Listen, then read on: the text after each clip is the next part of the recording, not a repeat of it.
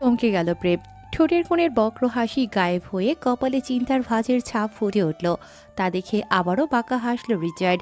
তবে বরাবরের মতোই তা ছিল অদৃশ্য। ন্যাসোর দিকে তাকাতেই ন্যাসো ব্যগ্র হয়ে এসে রিচার্ডের ডেস্কটপের সামনে দাঁড়ায়, মাথা কিছুটা ঝুঁকিয়ে। Speak English. প্রচণ্ড জোরে ডেস্কে থাবা মেরে উঠে দাঁড়িয়ে গেল প্রেম। ক্রোধে গলার নীল রগগুলো ফুলে ফেপে উঠেছে। তবে সেই তেজ স্থায়ী হলো না বেশিক্ষণ। ন্যাসো আর লুকাস ঝড়ের বেগে ছুটে গিয়ে প্রেমের মাথা ডেস্কের সাথে চেপে ধরে। ঘটনাটা এতই দ্রুত হলো যে নিজেকে প্রতিরক্ষার জন্য কিছুই করতে পারেনি প্রেম। ছোটার জন্য মোচড়ামুচড়ি করতে থাকে প্রেম। প্রেমের দুহাত ওদের দুজনের দখলে, হাত মুচকিয়ে পিঠে চেপে রেখেছে। যতই ছোটার চেষ্টা করে প্রেম, ততই তারা হাতের উপর চাপ বাড়ায়। রিচার্ড চেয়ারে গা এড়িয়ে শক্ত চিবুকে তাকিয়ে আছে। গুরু গম্ভীর অগ্নিস্ফুলিঙ্গ মস্তিষ্ক আবারও ফিরে যায় নিজ বৈশিষ্ট্যে। চিবিয়ে চিবিয়ে বলল। অতপর ন্যাসো আর লুকাসের দিকে তাকিয়ে জলদ গম্ভীর গলায় বলল। ন্যাসো রিচার্ডের কথায় মাথা নাড়িয়ে প্রেমের দিকে চোখ গরম করে তাকিয়ে গমগমে পায়ে কক্ষ থেকে বেরিয়ে যায়। লুকাস প্রেমকে ছেড়ে দিয়ে গিয়ে দাঁড়ালো রিচার্ডের পাশে বুক বেঁধে। লম্বাটে সুস্বাস্থ্যের অধিকারী পালোয়ানের ন্যায় লুকাসকে পিনপতন নীরবতায় আচ্ছন্ন কক্ষে যমদূতের মতো লাগছে। রুক্ষ তামুক চেহারার অগ্নিশিখার জ্বলন্ত লাভার অগ্নি বিচ্ছুরিত হতে থাকা দু চোখ দিয়ে যেন ভস্ম করে দেবে প্রেমকে। প্রেম শরীর ঝাড়া দিয়ে রাগিয়ে ফুঁসতে থাকে। শক্ত চোখে তাকালো রিচার্ডের চোখে। একজোড়া কালো আখিদয় আর নীল আখিদয়ের মধ্যে নীরব যুদ্ধ হলো কিছুক্ষণ। মন্ত্রীর ছেলেকে কোথায় লুকিয়ে রেখেছিস? রিচার্ডের কাটখাট জবাব। তীর তীর করে রাগ বাড়তে থাকে প্রেমের। তবে এখন রাগ দেখানোর সময় না। বুদ্ধিমানরা কখনো রাগ দেখিয়ে হাতের কাছে থাকা সুযোগ ক্রোধে দূরে ঠেলে দেওয়ার মতো বোকামি করে না। হঠাৎ করে অদ্ভুতভাবে হাসল প্রেম। রিচার্ডের দিকে তাকিয়ে গোল গোল ভাষা ভাষা চোখগুলোকে কিঞ্চিত ছোট করে বলে। তার মানে স্বীকার করছিস তুই অপহরণ করেছিস মন্ত্রীর ছেলেকে? রিচার্ডের চিবিয়ে চিবিয়ে বলা কথাগুলোর বিপরীতে রহস্যময় হাসি দিল প্রেম। কণ্ঠ খাদে নামায়, মধ্যে রস আনিয়ে, যেন দুজন বন্ধুর মধ্যে নর্মাল কনভারসেশন। তারপর মাথা কি করেছিস? প্রেমের মুখভঙ্গি খুবই স্বাভাবিক। এই নৃশংস ভয়ঙ্কর বর্ণনাগুলো তাকে একটুও বিচলিত করছে না, বরঞ্চ আগ্রহ বাড়ে ছটফটানি। অধিক আগ্রহে চেয়ে থাকে রিচার্ডের পানে পরবর্তী প্রশ্নের উত্তরের আশায়। আর মাথার খুলি সেটা কি করেছিস? বলে রিচার্ড ল্যাপটপ প্রেমের দিকে ঘুরিয়ে দিল। ল্যাপটপের স্ক্রিনে তাকাতে পাথরের মতো পুরুষালী শক্ত হৃদয়ে নাড়া দিয়ে উঠল। ভেতরে ভেতরে শুকনো ঢোক গিলল প্রেম, তবে তা বাইরে প্রকাশ করল না। স্ক্রিন থেকে চোখ সরিয়ে নিল দ্রুত। বেশিক্ষণ চেয়ে থাকতে পারল না সেই বিধ্বস্তে দৃশ্যে। মাথার খুলি থেকে তখনও মগজ চুইয়ে চুইয়ে পড়ছিল। কুকুরের পায়ের সাথে লেপ্টে যাচ্ছিল মগজের সেই তরল ধাতু। বিধ্বস্তভাবে কাটাছেঁড়া করা হয়েছে মুখের অংশ। চোখ উপরে তুলে ফেলা হয়েছে। নাক মাঝখান থেকে দুভাগ করে কাটা হয়েছে খুব ধারালো ছুরি দিয়ে।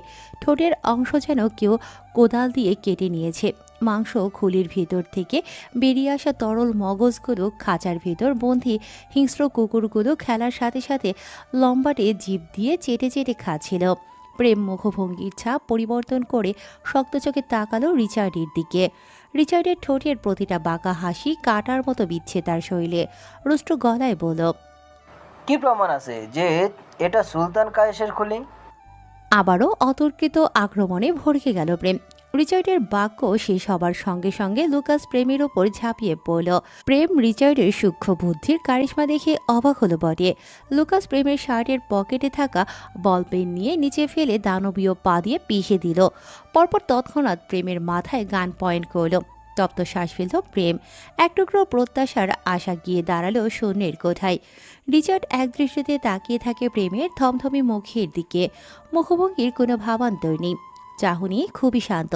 আকস্মাৎ সংযম হারিয়ে হিংস্র প্রাণীর মতো গর্জে উঠল প্রেম। কতদিন এভাবে নিজেকে বাঁচিয়ে রাখবি? তোর শেষ খেলা এবার আমার হাতেই হবে। ডেস্কটপে থাকা এলোমেলো ফাইলগুলো কিছুটা নড়ে চড়ে উঠে রিচার্ডের অট্টহাসি থেকে নির্গত হওয়া উত্তপ্ত নিঃশ্বাসে বরফ গলিত ঠান্ডা পানির ন্যায় মেজাজ তিরিক্ষি মেজাজে পরিণত হয়। হাসি থামিয়ে কর্কশ গলায় তাতে দাঁত চেপে ধরে বলল। রিচার্ডের অট্টহাসির ধ্বনিগুলো প্রচণ্ড জোরে জোরে করাঘাত করতে থাকে প্রেমের কানে। মস্তিষ্ক, নিউরন, শ্রবণ ইন্দ্রিয় ঝাঁঝরা করে দিচ্ছে রিচার্ডের বিদঘুটে হাসির শব্দ। রক্ত গরম চোখে রিচার্ডের দিকে তাকিয়ে রাগে ফুঁসতে ফুঁসতে বেরিয়ে গেল প্রেম। প্রেম বেরিয়ে যেতেই হাসি থেমে যায় রিচার্ডের। জল শক্ত করে হাত মুষ্টি বদ্ধ করে নেয়। ৮ বছর আগে স্থাপন হওয়া বাগান বাড়িতে এই প্রথম কোনো মহিলা মেড প্রবেশ করল এবং দ্বিতীয়বারের মতো কোনো নারী পা রাখে রিচার্ডের সেই ঘন ঘুটঘুটে জঙ্গলে অবস্থিত অদ্ভুত বাগান বাড়িতে। 4 জন মেড রাখা হয়। সকলের পরনে কালো পোশাক আর মাথায় বিমানবালাদের মতো টুপি। ভয়ে তটস্থ সকলে। ভেতরে পা রাখতেই গা শিউরে ওঠে। ভয় কাতুরে চোখে সবকিছু পর্যবেক্ষণ করতে থাকলো। প্রতিটা ফার্নিচার থেকে শুরু করে দেয়ালের রং পর্যন্ত কালো। সকলেই চোখে মুখে বিস্ময়তা। ভেতরের ডিজাইন দেখে কপালে সূক্ষ্ম ভাঁজ। অতিরিক্ত টাকার বিনিময়ে তারা এখানে কাজে আসতে রাজি হয়েছে। 7 দিনে তারা যে টাকা পাবে তা অবশ্য 7 মাসেও পেত না। শুধুমাত্র টাকা নয়, তারা বাধ্য হয়েছে এখানে আসার জন্য। গাড়ি যখন লোকালয় ছাড়িয়ে ঘন জঙ্গলের ভেতর ঢোকে তখন থেকেই অজানা আতঙ্ক চেপে ধরে সকলের ভেতর। কিন্তু গার্ডের হাতে থাকা বড় বড় অস্ত্র দেখে কেউ আর মুখ খোলার সাহস পায়নি। ঘন জঙ্গল গলিয়ে যখন বাগান বাড়ির প্রধান ফটকে এসে গাড়ি থামে তখন একটু স্বস্তির নিঃশ্বাস ফেললেও যতই ভেতরে যাচ্ছে ততই তাদের ভয় বাড়তে থাকে। ন্যাসো চোখ গরম করে তাকালে যে যার যার কাজে লেগে যায়। এলিজাবেথের তখনও জ্ঞান ফেরেনি। শরীর একদম বিছানার সাথে মিশে রয়েছে। রিচার্ড তখন ধাক্কা দিয়ে সরিয়ে দেওয়ার পর যেখানে ছিল এখনও সেখানেই। 2 জন মেয়ের কক্ষের দরজার সামনে এসে দাঁড়ায়। মেঝেতে একজন নারী ও পুরুষের কাপড় এলোমেলোভাবে ছড়িয়ে ছিটিয়ে আছে। বিছানা অগোছালো। ঠোঁট গোল করে গরম নিঃশ্বাস ছাড়ে 2 জন। বসতে বাকি থাকে না এখানে গত রাতে কারোর ওপর পাশবিক নির্যাতন হয়েছে। কোনো অভাগী হয়তো হারিয়েছে নিজের সব থেকে বড় মূল্যবান সম্পদ। বিভৎস দৃশ্য দেখার পূর্ব প্রস্তুতি নিয়ে এগিয়ে গেল তারা। এলিজাবেথের মুখের ওপর থেকে কমফোর্টার সরাতে 2 জনের চোখ গোল গোল হয়ে গেল। অবাক দৃষ্টিতে নিমেষহীন চেয়ে থাকলো এলিজাবেথের নিস্তেজ মুখশ্রীতে। বিস্ময় চোখে একে অপরের দিকে তাকায়। একজন মেয়ের অবাক চোখে চেয়ে থেকে হাত রাখলো বালিশের নিচে ঝট বেঁধে থাকা এলিজাবেথের লাল চুলে। পরপরই হাত দিয়ে গাল স্পর্শ করল। সেই হাত আবার চোখের সামনে এনে খুবই কাছ থেকে দেখল কোনো কৃত্রিমতার আছে কিনা। রেশমা নামের মেয়েটি এলিজাবেথের নীল হয়ে যাওয়া অবয়ব দেখে এলিজাবেথের জন্য খুবই মায়া লাগলো। তার নিজেরও এলিজাবেথের বয়সী মেয়ে আছে। নিজের মেয়ের কথা ভাবতেই বুকের ভেতর মোচড় দিয়ে উঠল রেশমার। এলিজাবেথের বিমোহিত সৌন্দর্যের ধ্যানমগ্ন না হয়ে থেকে কাপা কাপা হাত নাকের কাছে নিয়ে দেখল শ্বাস প্রশ্বাস চলছে কিনা। স্বস্তির নিঃশ্বাস ফেলে দুজনেই। অনেকক্ষণ চোখে পানি দেওয়ার পর পিটপিট করে চোখ মেলে তাকালো এলিজাবেথ। রেশমা উৎসুক হয়ে এলিজাবেথের উপর ঝুঁকেছিল। পা নাড়াতে চাইলে ব্যথায় চোখ মুখ কুঁচকে ফেলে এলিজাবেথ। শরীর বিছানা থেকে আলাদা করতে পারছে না। পেটের নিচের অংশ অনুভব হচ্ছে না। কমফোর্টার তুলে নিজের নগ্ন দেহের দিকে তাকায় এলিজাবেথ। রাতের কথা মনে হতেই টুকরে কেঁদে উঠল। দিকশূন্য জ্ঞান হারিয়ে পাশে থাকা রেশমার কোমর জড়িয়ে ধরে হাউমাউ করে কাঁদতে থাকে মাতৃমন রেশমার। এলিজাবেথের প্রতিটা আর্তনাদ সোজা গিয়ে বিঁধেছে রেশমার বৃক্ষপটে। রেশমা ভেতরে জড়তা দূর করে পেলবো হাত দিয়ে এলিজাবেথের লাল চুলের ভাঁজে ভাঁজে বিলি করতে থাকলো। এলিজাবেথকে নিজে নিজে শান্ত হবার সময় দিল নিজের জীবনের এই চিরন্তন সত্যকে মেনে নিতে। ঘুমোর পরিবেশ, এলিজাবেথের কান্না আহাজারিতে শোকে গেয়ে উঠল। গার্ডের দেয়া নির্দেশনায় কথা মনে হলে নিজেকে শক্ত করে রেশমা। এলিজাবেথকে ছাড়িয়ে সোজা করে বসালো। কমফোর্টার দিয়ে শরীর ঢেকে দিল ভালো মতো। তারপরও হাঁটুতে মুখ গুজে কাঁদতে থাকে এলিজাবেথ।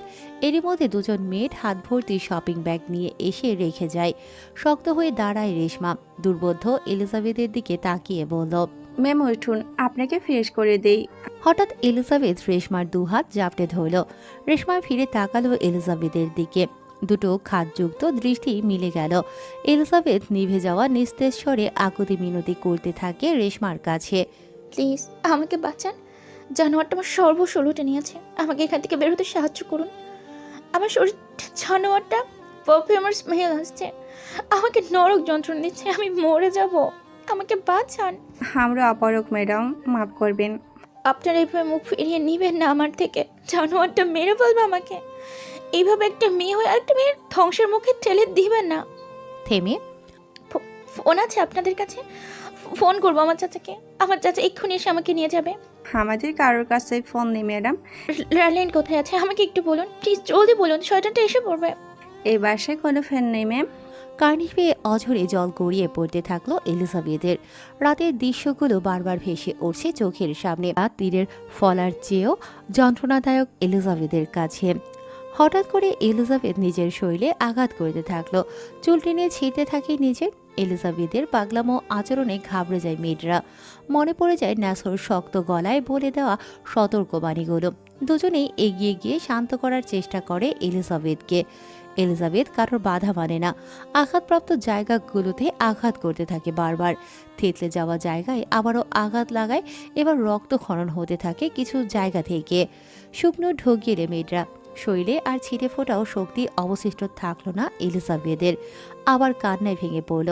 মেয়েরা চাদর দিয়ে ঢেকে এলিজাবেথকে বেড থেকে নামায়। নিজেকে শক্ত করে রাখে এলিজাবেথ একটা জড়সড় বস্তুর মতো। আমাদের কাজ করতে দিন ম্যাম। দয়া করে আমাকে বাঁচতে সাহায্য করুন। আমার জানা মতে আপনি নিজ ইচ্ছায় এখানে এসেছেন ম্যাম। কিছুক্ষণের জন্য থমকে গেল এলিজাবেথ।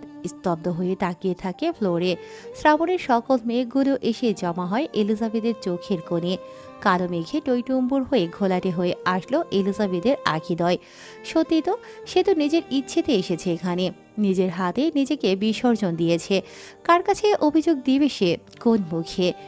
আর একটা শব্দ করল না এলিজাবেথ। মেয়েরা এলিজাবেথকে ধরে ওয়াশরুমে নিয়ে ফ্রেশ করিয়ে আনে। রেশমা নিজের হাতে খাইয়ে দিল এলিজাবেথকে। বিনা শব্দে চুপচাপ খেয়ে নেয় এলিজাবেথ। রেশমা এলিজাবেথকে খাইয়ে ব্যথার ঔষধ দিয়ে চলে যায়। তবে যায় না রেশমা। দরজার কাছে দাঁড়িয়ে দেখতে থাকে বরফের মতো জমে যাওয়া এলিজাবেথকে। অনুভব করতে পারছে ভিতরে ক্ষত বিক্ষত হৃদয়টা কিভাবে ঘূর্ণিঝড়ে দুমড়ে মুচড়ে উলট পালট হয়ে যাচ্ছে। চোখ দিয়ে গড়িয়ে শুধু নোনা জল পড়ে। এলিজাবেথ এক দৃষ্টিতে চেয়ে আছে কাচের গ্লাস গলিয়ে বাইরে। আদতেও সেই চাউনিতে নেই কোনো প্রাণ। তপ্ত শ্বাস ফেলে চলে যায় রেশমা। মাথায় আইসপ্যাক লাগিয়ে বসে আছে তথ্যমন্ত্রী আনিসুল হক। ছেলের শোকে মোচড়া যাচ্ছে এমন ভাব। একমাত্র ছেলে সাদমান। পাশের সোফায় বসে আছে অফিসার প্রেম ও তার 3 সহকর্মী। অপোজিটে আছে পুলিশ কমিশনার। সকলের কপালেই চিন্তার ভাঁজ। আনিসুল হকের স্ত্রীর অবস্থা এখনও আশঙ্কাজনক।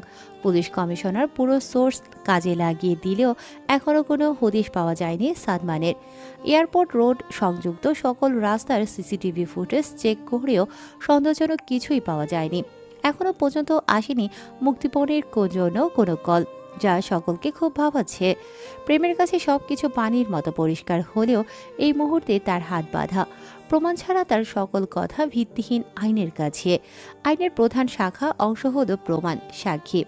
লিভিং এরিয়ায় নীরবতা ভাঙে পুলিশ কমিশনারের কথায়। অনেকক্ষণ পর শুষ্ক ঢোক গিলে কাইকুই করে ধরাশায়ী আওয়াজে বললেন, 48 ঘন্টা হয়ে গিয়েছে, এখনও মুক্তিপণের জন্য কোনো কল আসেনি। আমার মনে হয় আপনার ছেলে ইচ্ছে করে লুকিয়ে আছে স্যার।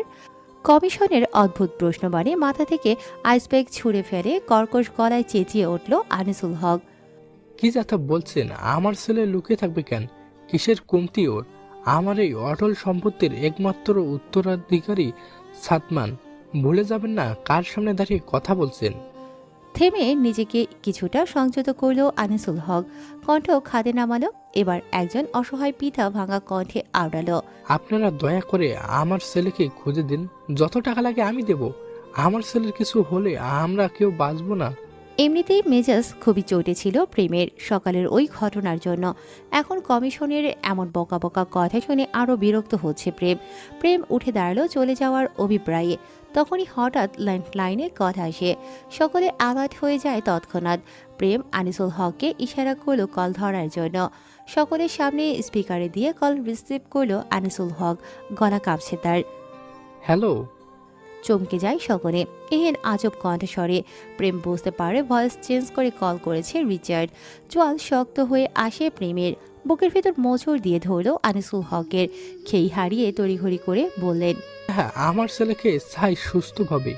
প্লিজ আমার ছেলের কোনো ক্ষতি করবেন না। কেমন আছে আমার ছেলে?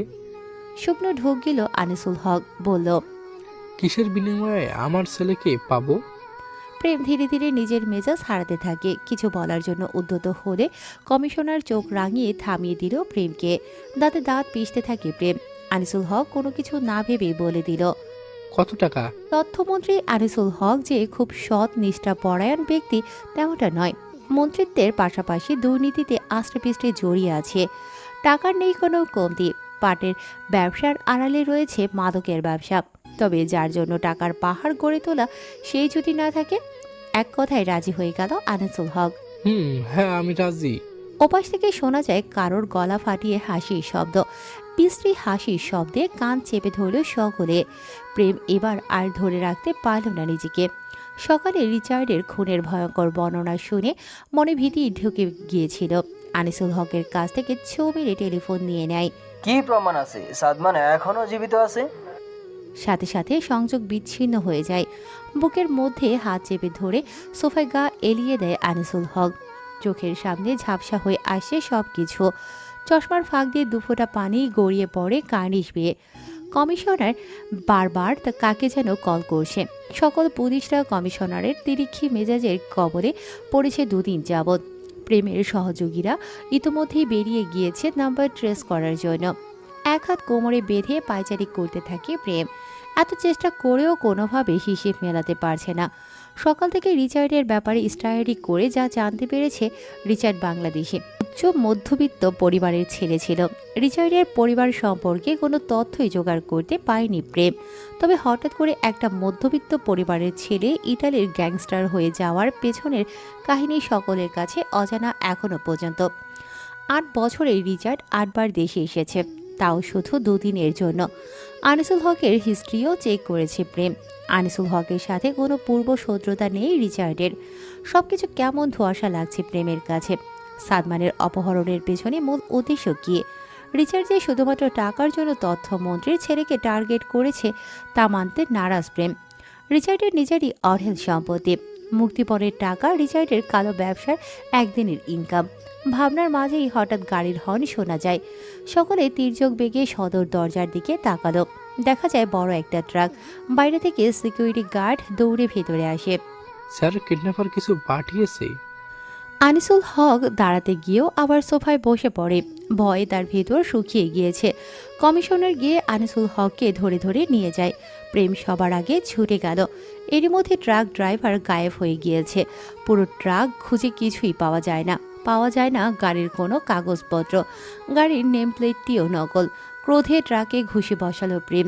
দুহাতে চুল টেনে ধরে চেঁচাতে থাকলো। হঠাৎ খেয়ালে আসে ট্রাকের পেছন সাইড চেক করা হয়নি।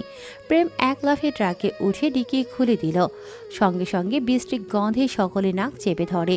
প্রেম পকেট থেকে রুমাল বের করে নাক চেপে ধরে সামনে এগিয়ে গেল। প্রেমের সুগভীর টান টান চোখ বাইরে থেকে দেখতে থাকলো ড্রামটিকে। বিশাল আকৃতির একটা ড্রাম, যেটা থেকে ড্রেনের ময়লা আবর্জনার পচা গন্ধ আসে। কপালের ভাঁজগুলো গুটিয়ে প্রেম ড্রামের ঢাকনা খুলল। কালো পচা নর্দমার মাঝে দেখা যায় একটা অর্ধগলিত কাটা আঙুল। মাংস গলে হাড্ডি বেরিয়ে এসেছে আঙুল থেকে। প্রেম এক দেখায় আন্দাজ করে নেয় ঘটনা। চোখের সামনে প্রতিফলিত হতে থাকে কেউ খুবই আক্রোশের সাথে কাটারি দিয়ে টেনে টেনে মাংস ছিঁড়ে ফালি ফালি করেছে। পরবর্তীতে ফালি ফালি করা ছেঁড়া মাংস অ্যাসিড দিয়ে গলিয়ে দিয়েছে। প্রেম সবকিছু নিজের মতো করে সাজিয়ে ড্রামের মুখ ঢাকনা দিয়ে ঢেকে দিল। ফিরে তাকালো নিচে, উৎসুক হয়ে তাকিয়ে থাকা আনিসুল হকের দিকে। আনিসুল হকের ভেজা চোখ দেখে জিনিসটা নিজের মধ্যেই চেপে যায় প্রেম। মাথায় সাজিয়ে নেয় নতুন প্ল্যান। এক লাফে ট্রাক থেকে নেমে সরাসরি আনিসুল হকের সম্মুখে গিয়ে দাঁড়ালো। চিন্তা করবেন না, ট্রাকে কিছু ছিল না। আপনি স্বাভাবিক হন। শুধুমাত্র ভয় দেখানোর জন্য এমনটা করা হয়েছে। আমার মনে হয় কিডন্যাপের আবারও কল দিবে। বলার মধ্যেই আবারও কল আসে ল্যান্ডলাইনে। সকলে ভিতরে ছুটে যায়। এবার কল রিসিভ করে প্রেম। ছোট থেকে এটা তার গড গিফটেড ট্যালেন্টেড ছিল। যে কারোর ভয়েস নকল করতে পারে প্রেম। কোথায় টাকা নিয়ে যেতে হবে? আমার ছেলেকে আমি সুস্থ এবং জীবিত চাই, তাও আজকের মধ্যেই। ফোঁস নিঃশ্বাস ছাড়ে প্রেম। কণ্ঠ খাদে নামিয়ে বলল, আচ্ছা, কখন? বলার সাথে সাথে কল কাট হয়ে যায়। প্রেমের ঠোঁটের কোণে দেখা মিলে বক্র হাসি। কোনো কথা না বলে প্রেম শীষ বাজাতে বাজাতে সদর দরজা পেরিয়ে গিয়ে নিজের বাইকে চড়ে। উদ্দেশ্য আগারগাঁও স্টেশন। রিচার্ডকে দেখা মাত্র সকল মেয়ের কিচেনে চলে যায়। ন্যাসর করা নিষেধাজ্ঞার মধ্যে এটাও ছিল। রিচার্ডের সামনে যেন কোনো মেয়ের না যায়। লম্বা লম্বা পা ফেলে উপরে চলে গেল রিচার্ড। গায়ে তখনও সকালের কালো কোট আর ভেতরে কালো শার্ট। হাত ঘড়ি খুলতে খুলতে বেডরুমের দিকে এগোতে থাকলো রিচার্ড। দরজা ভেজানো, ভেতরে ঘুটঘুটে অন্ধকার। রিচার্ড লাইট অন করতেই শোয়া থেকে ধরপড়িয়ে উঠে এলিজাবেথ। সকালের পর থেকে একদম স্তব্ধ হয়ে গিয়েছে এলিজাবেথ। একটু আগে এসে রেশমা ওকে খাইয়ে দিয়ে গেল। এলিজাবেথ নিঃশব্দে খেয়ে নিয়েছিল। 3 বার ওষুধ খাওয়ার পরও এখনও শরীরের ব্যথা কমেনি এক ফোঁটা। শরীরের ব্যথা লাঘব করা গেলেও মনের ব্যথা এত সহজেই কি লাঘব হয়? দু চোখের পাতা এক করতে পারে না এলিজাবেথ। চোখের সামনে ভেসে ওঠে সেই ভয়ঙ্কর মুহূর্তগুলো। কিভাবে জানোয়ারের মতো পাশবিক অত্যাচার চালিয়ে গিয়েছিল তার উপর সারা রাত। এই প্রথম রিচার্ডকে দেখলেও এলিজাবেথ দেখলো একটা জানোয়ারকে।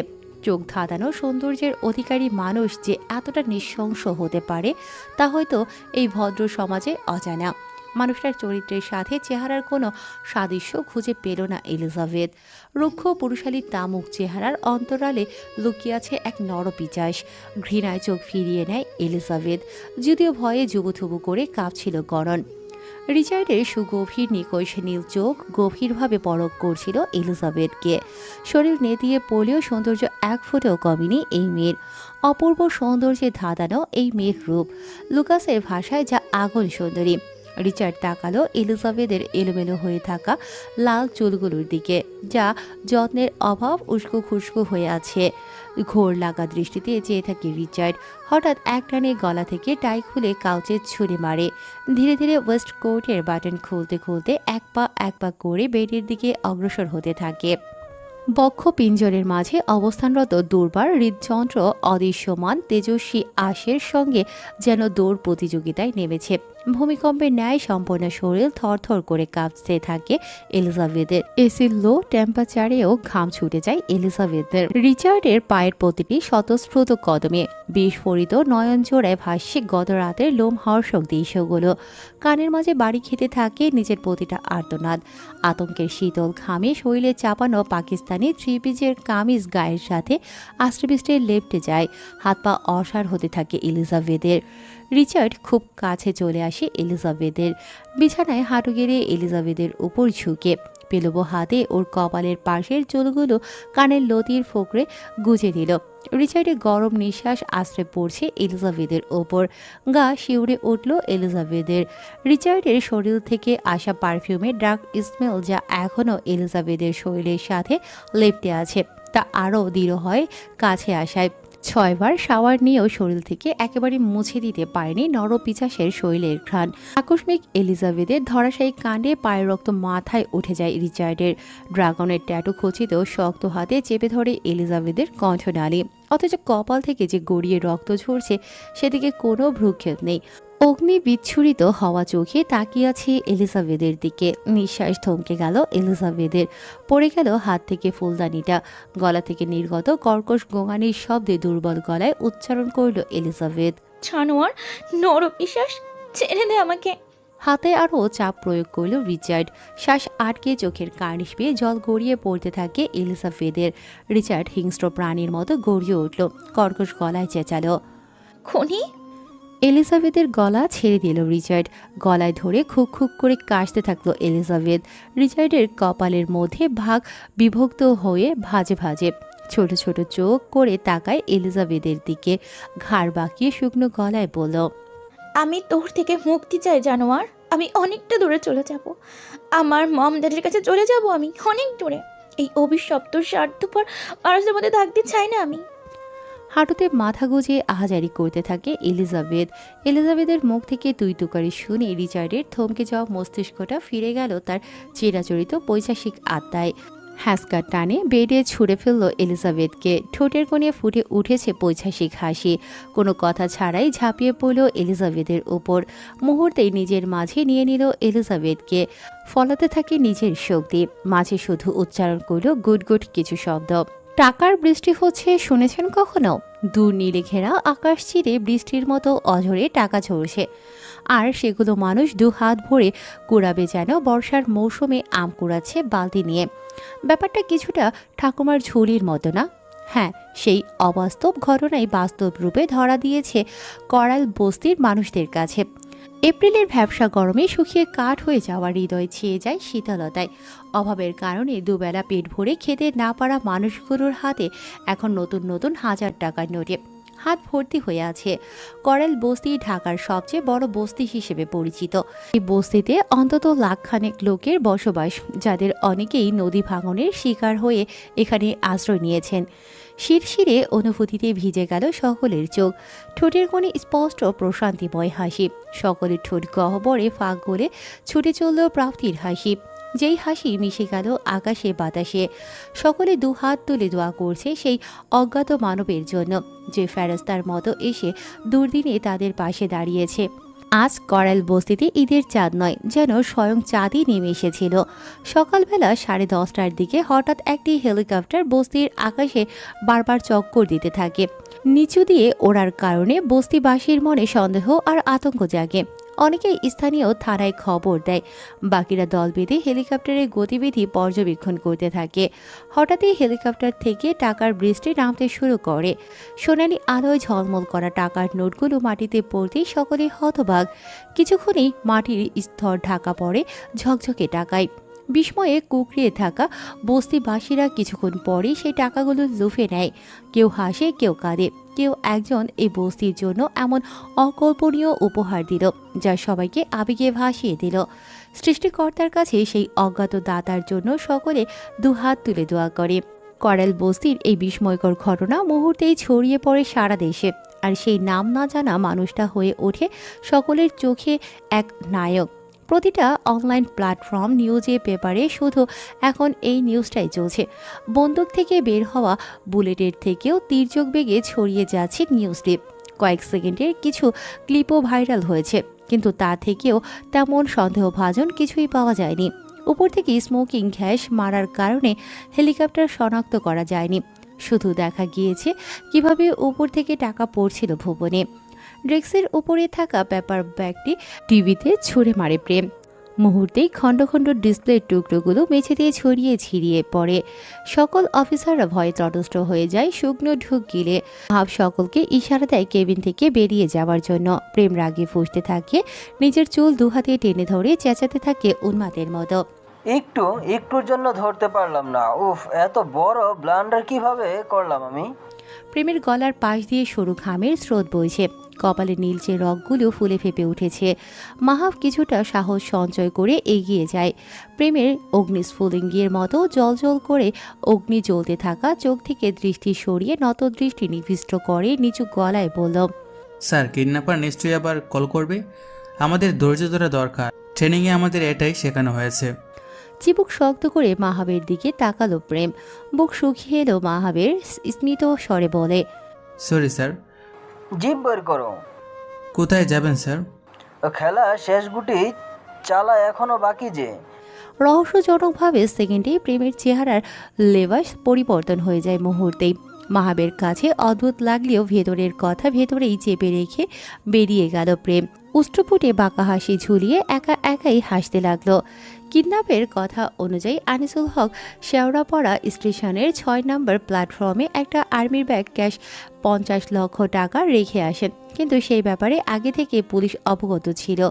প্রেম আগের দিন দিয়েই নিজের প্ল্যান সাজিয়ে রেখে এসেছিল। তাদের সব কিছু প্ল্যান মতোই চলছিল।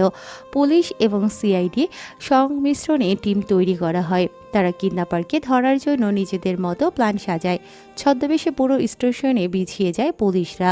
প্রেম টিটি সেজেছিল, আর তার 3 সহকর্মী প্ল্যাটফর্মের আশেপাশে ছদ্মবেশে ছড়িয়েছিল। ঠিক 10টায় একটা ট্রেন এসে থামে শেওড়াপাড়া স্টেশনে। সকলে অ্যালার্ট হয়ে যায় তৎক্ষণাৎ। ঠিক তখনই ট্রেন থেকে অনেক মিলিটারি নেমে আসে। তারা সদ্য ট্রেনিং শেষে ফিরেছে, আর সেই সুযোগ কাজে লাগায় মাস্টারমাইন্ড কিডন্যাপার, যে নিজেও মিলিটারি ড্রেস পরেছিল। সকলের ভিড়ে মিশে এসে ওই ব্যাগটি নিয়ে পালিয়ে যায়। পুলিশ ব্যাগটি না পেয়ে কিডন্যাপারকে খুঁজতে থাকে, কিন্তু তার আগেই কিডন্যাপার টাকার ব্যাগ নিয়ে পালিয়ে যায় সকলের চোখ ফাঁকি দিয়ে। ঠিক তারপরেই করাল বস্তিতে উপর থেকে হেলিকপ্টারে টাকা ফেলা হয়। ট্যারেসের সাদা প্রিমিয়াম গ্লাসে প্রকৃতি থেকে আগত ফ্রেশ হাওয়াগুলো বারবার বাড়ি খাচ্ছে, ফলে মৃদু শব্দের সৃষ্টি হচ্ছে। পর্দার ফাঁক গলিয়ে টিপ টিপ করে আলো আছড়ে পড়ছে সাদা টাইলে, ফলস্বরূপ আলোর রোশনি প্রতিফলিত তৈরি হচ্ছে। তির্যক রোশনি চোখে পড়তে পিট পিট করে চোখ মেলে লাশময়ী রমণী এলিজাবেথ। নড়তে চাইলে অনুভব করে কারো শক্ত বাঁধনে আটকা পড়ে আছে সে। কেউ আষ্টে পিষ্টে জড়িয়ে রেখেছে নিজের সাথে তাকে। শরীরের জামাগুলো অযত্নে ফ্লোরে ছড়িয়ে ছিটিয়ে পড়ে আছে। মস্তিষ্ক জাগ্রত হয় এলিজাবেথের। একটুও নড়াচড়া করল না, স্তব্ধ নিশ্চুপ হয়ে থাকলো কিছুক্ষণ। শুধু চোখের কান হিসেবে উষ্ণ তরল বেয়ে পড়ছে। এলিজাবেথ কাল রাতেও পারেনি নিজেকে বাঁচাতে, হারিয়েছে নিজের নারী সম্পদ আবারও। শ্রাবণের ধারার স্রোতে টইটুম্বুর হয়ে আঘেযোগ্য ঘোলাটে হয়ে আসে। মস্তিষ্কের নিউরনে থালা বাসন ঝামা ঘষার ক্রিং ক্রিং শব্দে ঝাঁঝরা হয়ে যাচ্ছে। তবুও চোখের পাতা ফেলে না এলিজাবেথ। ফ্ল্যাশব্যাগের মতো সেই পাশবিক নির্যাতনের দৃশ্যগুলো প্রতিফলিত হতে থাকে চোখের সামনে। রিচার্ডের বাহুডোরে আবদ্ধ হয়ে আছে এলিজাবেথ। রিচার্ডের ঠোঁট গহ্বরের ফাঁক গলিয়ে আসা উষ্ণ নিঃশ্বাসগুলি আশ্রে পড়ছে এলিজাবেথের কানের লতিতে। একবারের জন্য ঘুরে তাকায় না এলিজাবেথ রিচার্ডের দিকে। এলিজাবেথের এক হাত এখনো গায়ের ওড়না দিয়ে খাটের সাথে বাঁধা, নাকে সরু পথে লাল তরল শুকিয়ে জমাট বেঁধে আছে। চিবুকে দানবীয় হাতের আঙুলের ছাপ। ছোট্টবেলার সেই স্বপ্নের মতো দিনগুলোর কথা মনে করে ফুপিয়ে উঠল এলিজাবেথ। ভাগ্যের নির্মম পরিহাস আজ তাকে কোথা থেকে কোথায় নিয়ে এসেছে। কান্নার ফলে জুবুথুবু করে কাঁপতে থাকে এলিজাবেথের করণ। ফলস্বরূপ চোখের পাতায় আদুরে পরশ বোলানো ঘুমটুকু আর ধরে রাখতে পারল না রিচার্ড। শেষমেশ তন্দ্রা কেটে কাঁচা ঘুমের ইস্তফা ঘটল এলিজাবেথের ফুঁপানিতে। সকাল সকাল এলিজাবেথের কান্নার শব্দ আর শরীরের প্রতিটা ঝাঁকুনি রিচার্ডের কর্ণগহ্বরে ইস্পাত ধারালো শব্দের মতো লাগছে। চোখের কার্নিশের রগগুলো হিংস্র হয়ে জেগে ফুলে ফেপে ওঠে। নিজের বাহুডোর থেকে পা দিয়ে লাথি মেরে সরিয়ে দেয় এলিজাবেথকে। এলিজাবেথের ক্ষত শরীরটি ছিটকে গিয়ে পড়ে বেড সাইডে। বিশাল আকৃতির বেড হওয়ায় নিচে পড়েনি এলিজাবেথ। একে তো টানা 2 রাত যাবৎ ঘুম নেই, সেই সঙ্গে শরীরের উপর পাশবিক অমানবিক নির্যাতন। নিজেকে আর সংযমে রাখতে পারল না এলিজাবেথ। হাউমাউ করে কাঁদতে থাকে। কিন্তু এই যান্ত্রিক মানবের কাছে যা বিষের ফলার মতো, বিরক্তিকর আর ন্যাকামো। একটুও বিচলিত করছে না রিচার্ডকে এলিজাবেথের নীল হয়ে যাওয়া মুখশ্রী, ভিতরে শুকিয়ে কাঠ হয়ে যাওয়া বক্ষপিঞ্জর। উঠে বসল রিচার্ড। কপালের মধ্যে ভাগ প্রসারিত হয় বিরক্তিকর সূক্ষ্ম ভাজে ভাজে। এলিজাবেথের ভেতরে জমাট বেঁধে থাকা কষ্টগুলো স্ফুলিঙ্গের মতো করে দাউ দাউ করে ঝরে উঠল।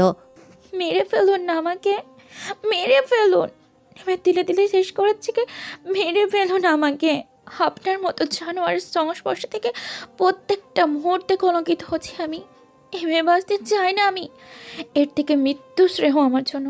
সকাল সকাল পর্যাপ্ত ঘুমের অভাব হলে সাধারণ সকলেই মেজাজই চটে থাকে, কিন্তু সেখানে যদি হয় কোনো হার্টলেস হিংস্র নরখাদক দানবীয় মানব, তাহলে তো প্রসঙ্গ সেখানে সমঝোতার বাহিরে।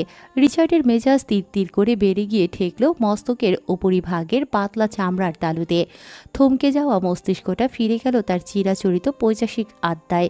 রিচার্ড গভীর জঙ্গলে রাজ করা হিংস্র জন্তুর মতো ঝাঁপিয়ে পড়ল আড়ষ্ট এলিজাবেথের উপর। হাতের বাঁধন খুলে চুলের মুঠি ধরে টেনে নিয়ে আসে নিজের কাছে। কণ্ঠস্বর থেকে উবে যায় ঘুমের লেশ বিশেষ। কর্কশ গলায় চেঁচিয়ে উঠল এলিজাবেথের কাঁপছে গলা চেপে ধরে। আই ওয়ার্ন ইউ, আমার সাথে কেউ এভাবে কথা বলে না। এলিজাবেথ জীবনে এমন ভারী স্বর আগে কখনো শোনেনি বলে স্মরণ করতে পারল না। এই কণ্ঠস্বরের নিজস্ব ওজন রয়েছে, যা শুনলেই হৃদয়ে চাপ অনুভব হয়। রিচার্ডের নীল চোখ হতে অগ্নি বিচ্ছুরিত হচ্ছে। পিচাসের মতো হিংস্র চাহনি এলিজাবেথকে হিমবাহে পরিণত করল। শরীর কাঁপুনি দিয়ে উঠল। কিছু মুহূর্তের জন্য সেই সমুদ্র নীল চোখে আটকে যায় এলিজাবেথ। ঠাহর করে উঠতে পারে না। এত মায়ার আষ্টে বিষ্টে জড়িয়ে থাকা চোখগুলো কিভাবে অন্যের চোখে পানি দেখেও নিজেকে ধরে রাখতে পারে, কেন অপর প্রান্তে স্রোতের তালে নিজেও ঝাঁপিয়ে পড়ে না? মানুষরূপী জানোয়ার একটা। বলে রিচার্ডের মুখে থুথু ছুঁড়ে মারল এলিজাবেথ। সেই মুহূর্তে রিচার্ডের চোখে আগুনের মতো শিখা জ্বলে উঠল, যেন ঝড়ের আগে আকাশ ছেয়ে থাকা ঘন কালো মেঘপুঞ্জের মধ্যে ঘর্ষণের পর বজ্রপাত ফেটে পড়েছে। রিচার্ডের অবয়বটাও ঠিক সেই বজ্রপাতের মতো ঝলসে উঠল, আলো আর আগুনের অস্থির খেলায় দগ্ধ। রিচার্ড বেড কেন্দ্রিক ছোট্ট ক্যাবিনেটের ডয়ার থেকে রিভলভার বের করে সরাসরি তাক করে এলিজাবেথের ললাটে। কোনো ভাবান্তর নেই এলিজাবেথের চাহনিতে, শক্ত হয়ে চেয়ে থাকে রিচার্ডের চওড়া তামুকে। মাথায় তাক করে রাখা সাইলেন্সার যুক্ত রিভলভারের সেফটি লক খুলে ট্রিগারে আঙুল বসালো রিচার্ড। ট্রিগার প্রেসের সেই ভয়ঙ্কর শব্দে দাঁতে দাঁত চেপে চোখ মুখ কুঁচকে ফেলে এলিজাবেথ। ভয়ে ঠোঁট কাঁপতে থাকে। সেটা দেখে রিচার্ড উষ্টপুটের কোণে পৈশাসিক হাসির রেশম দেখা দিল। ঠিক এতটুকুই মৃত্যুর ভয় সে দেখতে চেয়েছিল এলিজাবেথের অবয়বে। মৃত্যুর জন্য প্রস্তুতি নিয়ে রেখেছিল এলিজাবেথ। ভেবেছিল এই বুঝি বন্দুকের গুলি কপালে সূক্ষ্ম চামড়ার ভাঁজ ভেদ করে গোল ছোট বলের ন্যায় মস্তিষ্ককে ছিন্ন ভিন্ন করে খুলি ফাঁক করে বেরোবে, ঢলে পড়বে এলিজাবেথ মৃত্যুর কোলে। রক্ষা পাবে এই রক্ষিতা নামক অভিশপ্ত জীবন থেকে, অন্ধকারের অভিশপ্ত মহারাজের কাছ থেকে। তবে তেমন কিছুই অনুভব হলো না এলিজাবেথের। আটকে রাখা দম ছেড়ে চোখ খুলতেই প্রথমে দেখতে পেল রিচার্ডের কালচে ঠোঁটের বাঁকা হাসি।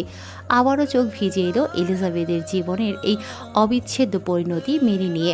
সে মরেনি, রক্ষা পায়নি এই নরখাদক জীবন থেকে। নারীর শরীরের মূল্য বুঝি এতটাই নসি আপনাদের কাছে যে টাকার বিনিময়ে কেনা যায়? এলিজাবেথের কণ্ঠে ছিল না কোনো প্রাণ, না ছিল কোনো গাম্ভীর্যতা। সেই নিস্তেজ অনুভূতি শূন্য কথার বিপরীতে রিচার্ডের কাট জবাব দাঁতে দাঁত পিষে চিবিয়ে চিবিয়ে বলল, যারা ইজ্জত রাখতে জানে না তাদের মুখে ইজ্জতের কথা মানে না। বিশেষ করে নারীদের মুখে তাদের ইজ্জতের কথা তো নাই, ওরা শুধু ধ্বংস করতে জানে। ধ্বংস। জানোয়ার। নো রেড, I'm worse more than your thoughts. রিচার্ডের গাছাড়া জবাবে ঘৃণায় মুখ ফিরিয়ে নেয় এলিজাবেথ। গলা ছেড়ে চেঁচিয়ে বলল, আমার নাম এলিজাবেথ, রেড নই আমি। এলিজাবেথের ফিরিয়ে নেওয়া মুখ পেলব হাতে নিজের দিকে ফেরালো রিচার্ড। এলিজাবেথের ময়ূরের পাখার মতো সুগভীর নিখোশ কালো চোখের পাপড়ি জোড়া রুক্ষ খসখসে হাতে ভিজিয়ে দিল রিচার্ড। মাথার পেছনে হাত দিয়ে মুষ্টিমেয় করে রাখা চুল থেকে হাত সরিয়ে ফেললে সাথে সাথে ঝুলে থাকা নিস্তেজ দেহ গাছ থেকে শুকিয়ে ঝরে পড়া শুকনো পাতার মতো আশ্রে পড়ে কটনের বালিশে। অতি ঘন লাল রেশমি চুলগুলো বিছিয়ে বালিশে জায়গা দখল করে নিল। চোখ মুখ খিচিয়ে দম আটকে রাখে এলিজাবেথ। রিচার্ড ডুব দিল এলিজাবেথের চুলে। সূর্যের পাশে দাঁড়িয়ে থাকা সৈন্যদের মতো লালচে রেখায় সাজানো কাটা কাটা চুল। রিচার্ড তার সরু নাক এলিজাবেথের চুলের ভাঁজে ঘষে নিতে থাকে। দীর্ঘ টানে শুষে নেয় প্রতিটা ঘ্রাণ। প্রতিটি শ্বাস যেন তার কাছে নতুন কোনো পৃথিবীর দরজা খুলে দেয়। চুলের গন্ধে বিভোর হতে হতে ধীরে ধীরে এগিয়ে যায় এলিজাবেথের আরও কাছে, যেন এই নৈকট্য লুকিয়ে আছে তার সমস্ত আরাধনার উৎসব। এলিজাবেথের কোমল পাতলা কানের লতিতে রিচার্ডের হিমশীতল নাকের ডগা লাগতেই কেঁপে ওঠে এলিজাবেথের করণ। দুহাতে খামচে ধরে বিছানার বেডশিট।